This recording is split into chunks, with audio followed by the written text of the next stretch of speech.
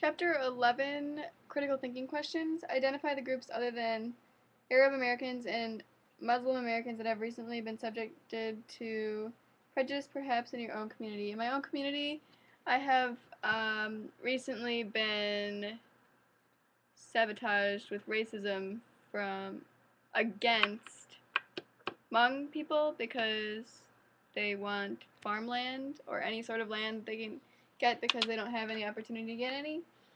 And they're scared of being illegal immigrants, so a lot of people around our area are extremely racist because all they do is want all the land to themselves to hunt because they're selfish. And the Hmong people get a lot of grief from that because I don't know why. It seems to me that it's just because they're Hmong and there's a lot of like Orientalism, but it's even gone so far as to be like, I think it's a phobia, to be honest. It's like Hmong phobia because people are scared that they're gonna take all their land, or it's just the fact that there's a Hmong person on their land. It freaks them out for some reason. It's really disturbing. That's one that's been subjected to prejudice in my own community. Number two is apply the deficit model of ethnic identity to another group besides the Arab Americans. And I'm going to read this quick before I answer again. Alright, so in my own community, there's not really people that speak different languages. It's all practically English. But it'd be basically like saying a Mexican person would either be too Mexican or too American. If they spoke Spanish, they'd be too Mexican, and if they spoke English, then they'd be too American.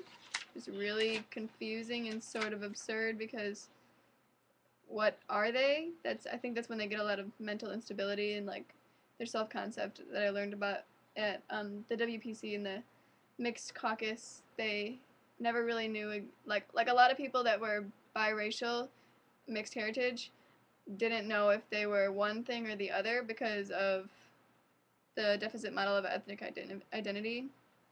And what are some characteristics associated with Muslim and Arab Americans that have come to be viewed as negatives and practiced by Christian whites that are seen as positives? Muslim and Arab, this is kind of like both questions in one. Muslim and Arab are different. If you're Muslim, you practice Islam. If you're Arab, you live in the Arabian area or nation or grouping of people, however you want to say that. But I mean, Muslim could be a positive because they're, well, that's a hard thing to say.